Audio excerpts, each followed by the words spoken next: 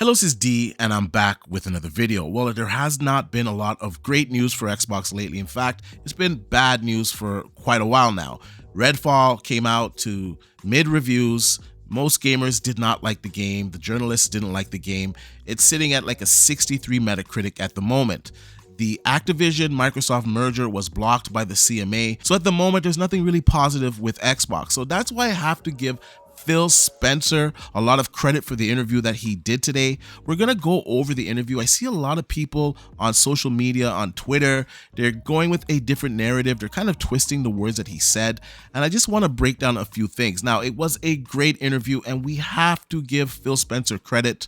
With all the things that are going wrong with Xbox right now, it's really on fire. Like recently with the Redfall release, for him to come out and do this interview, he has to be given some credit. And he does care. He cares about the Xbox brand. He's not running away from the problems or the issues. He really addressed a lot of things today, and his responses are going to surprise some people. Some people are upset. Some people are running a different narrative. We're going to break it down today. So Phil Spencer, he gets really honest about Redfall, the botch launch, if he is responsible for it, what's going to happen going forward. It's really interesting. It's a very good interview. We're not going to go through all of it. I will link the full interview in the description down below. We're just going to go through little parts because, like I said, a lot of people on social media, they're trying to run different narratives with this. So we're just going to break it down in segments. So let's start off with the first hard-hitting question. Well, of course, Redfall has released from Arcane Austin, and it's been a tough release week for that, coming out to low reviews and a lot of disappointment from many fans. Can you talk about that? What is your thoughts right now as we head into the first week of this game being out? There's nothing that's more difficult for me than disappointing the Xbox community, and just to kind of watch the community lose confidence, be disappointed. I'm disappointed. I'm upset with myself. I kind of revisit our process. You know, I think back to the announcement of 60 frames per second, and then we weren't shipping 60 frames per second. That was kind of our punch in the chin, rightfully, a couple weeks ago. The critical response was not what we wanted. Kind of pick myself up. What can we learn? How can we get better? One thing I'll fight is kind of what went wrong. There's clearly quality and execution things that we can do. But one thing I won't do is push against creative aspirations of our teams. I'm a huge supporter of Arcane Austin. Their track record is awesome. I love a lot of the great games that they've built. This is one where the team didn't hit their own internal goals when it launched. I think it's maybe a little simplistic to just say, hey, if you would have just delayed it 3 months, the core creative of the game would have delivered on something that was different than what it was. The team at Arcane is on taking the near-term feedback. We're still working on the 60 frames per second.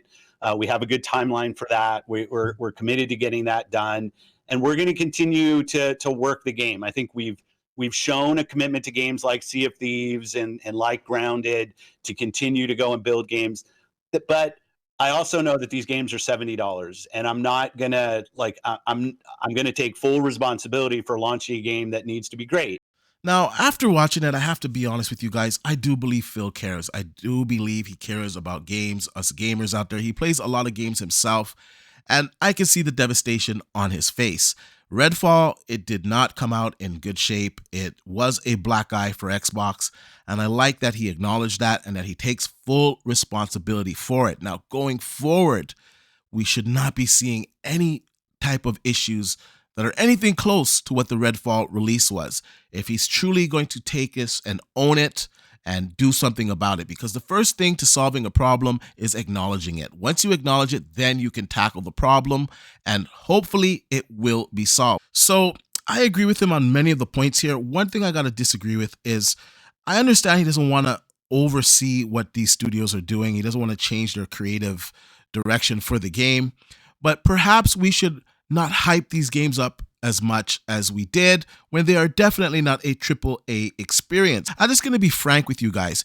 If Microsoft had a bunch of AAA titles that came out and they were all polished, they all were really good, we wouldn't really care about the one-offs that came that were mid. We'd be like, okay, that's fine. It's a Game Pass game. That's fine. You know, we just had Forza, we just had Perfect Dark or whatever game. We just had them at high fidelity. So I understand this game specific genre of the gaming category. But when you don't have games for like a year, like AAA games, like first party exclusives for a year, and then you release a game like this, it's a bad look. You have to think about the release window, when you're going to release this game, and how much energy you're going to put into promoting the game. Like Hi-Fi Rush came out, there was no promotion for that game. It went straight into Game Pass and it did well. Perhaps this was a game that didn't need to be hyped up as much as it was, because it's definitely not a AAA experience. You don't want to change the direction of the game, I understand that, but the quality, someone has to keep that in check. And if somebody at Microsoft saw this game in the state that it was released in, they would have said, no, we have to delay this game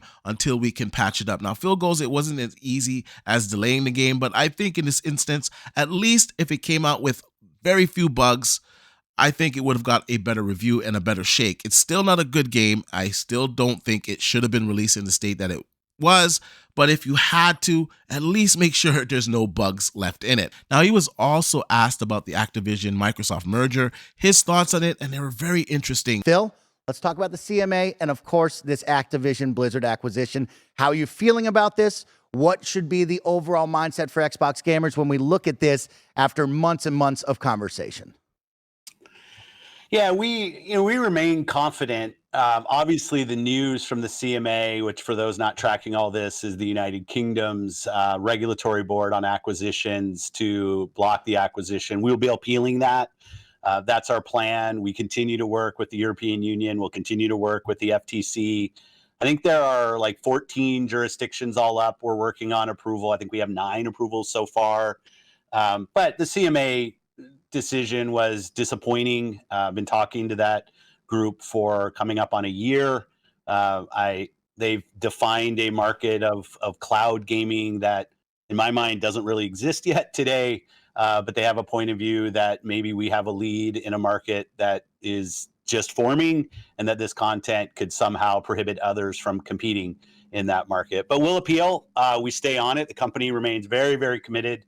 We think Activision Blizzard King is not our strategy, but it is an accelerant for our strategy. So we're still heads down and working through regulatory. Phil goes on to say that he basically disagrees with their decision. It's about the cloud now, apparently, and cloud gaming really doesn't exist. It's a very small market in gaming. And he did go on to say that they are discussing things with the CMA still. So this deal, it's not dead. Contrary to what people would like you to believe, the EU is going to make a decision by the 22nd of May, and that's when we're really going to know the direction of this deal. Now, the next part of the interview, this is where everybody is up in arms. This is the big controversy of the day. Now, Phil Spencer lays out his different vision for Xbox, and surprise, it doesn't involve Sony or Nintendo or the console sales, and everybody is losing their minds off of this. And now this is where the different narrative is coming from. So we're going to watch this together. I'm going to come back and give you guys my opinion on it. I think it's pretty clear what Phil had to say, but let's just go ahead and watch the clip. We're not in the business of out-consoling Sony or out-consoling Nintendo. There isn't really a great solution or win for us. And I know that will upset a ton of people, but it's just the truth of the matter is that when you're third place in the console marketplace and the top 2 players are as strong as they are and have, in certain cases, very, very discrete focus on doing deals and other things that will that kind of make being Xbox hard for us as a team. That's on us, not on anybody else. Our vision is that everybody who's on console has to feel like they have a great experience and they're a first-class citizen. They've invested a ton in our platform. But we are not in a position, and I see it out there. I see commentary that if you just build great games, everything would turn around. It's just not true that if we go off and build great games, all of a sudden you're going to see console share shift in some dramatic way. We lost the worst generation to lose in the Xbox One generation, where everybody built their digital library of games. So when you go and you're building on Xbox, we want our Xbox community to feel awesome.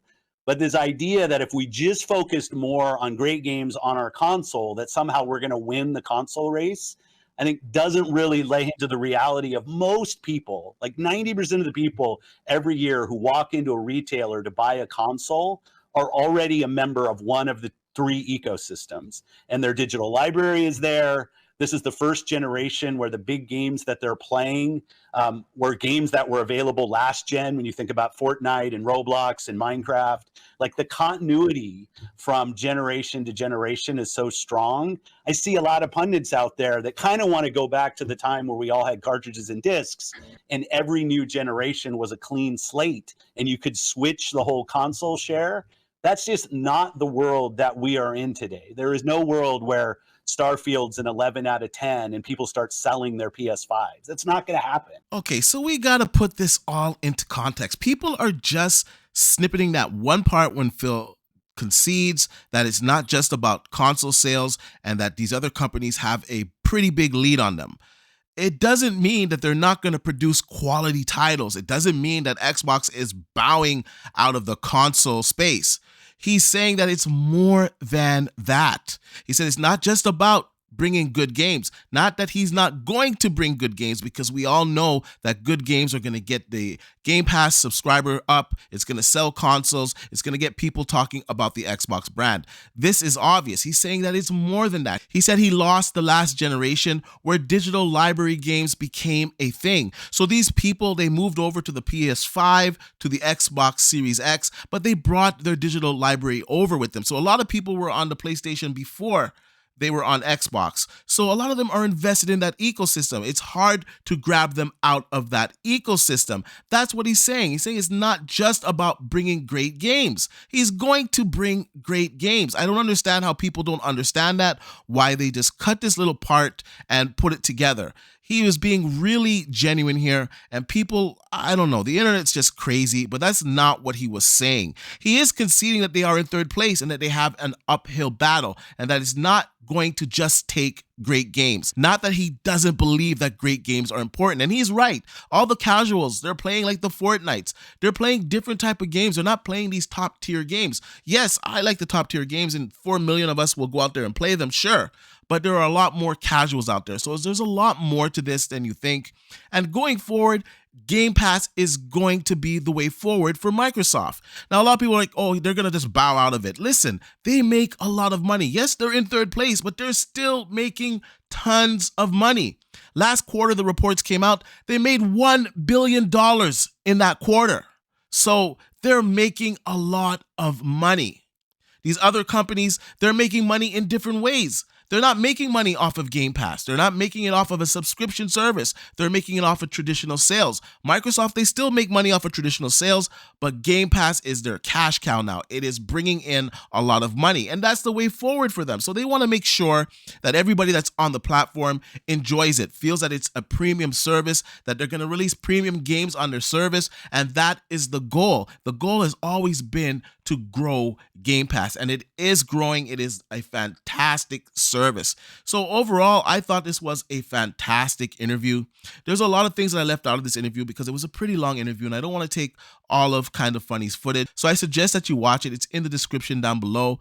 I want to know what you guys think about all of this. Do you think this is a positive step for Xbox? Personally, I think it's great that Phil Spencer came out here through all the fire and address the situation. I really do feel that he cares, and I think the buck stops with him, and I think now he realizes what needs to be done, and the onus is on him to get it done, and he will be held accountable, but I do believe we will see a better situation. He talked about some of these other games, Avowed, that he saw some really great builds from, that Hellblade is looking great, that Forza is looking great, and he even talked about Starfield. He said at the show, we're going to know if this game is 30 FPS or 60 FPS. He said that the message will be clear. Talk about 60 frames, 30 frames. Should Xbox players expect a clear message this summer with Starfield with 30 and 60 frames? That's a big lesson learned, as you brought up. Should we expect that answer as clear as day? Yeah. Okay. I'm really hoping that this game will have a 60 FPS mode. I've stated it on previous shows, on RDX, on some of my videos, that this game needs to come out in great condition, and I really feel it needs to come out with a 60 FPS mode. This will bode well for the Xbox brand, for the game itself, and for gamers in general. Anyways, I want to know what you guys thought about Phil Spencer's interview, so let me know in the comment section down below. And like I usually say, please like, share, and subscribe to the channel, and I'll see you guys on the next one.